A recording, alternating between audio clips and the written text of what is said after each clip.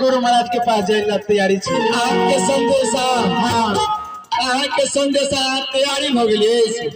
तैयारी भ गेल छे की करी के कागज तैयारी भ गेलिए तैयारी तो नहीं भेल छे फिर भी जाय के लेल तब को तैयारी होते ना जाय तैयारी छे ना हाथ तैयारी है हां तोहरो बला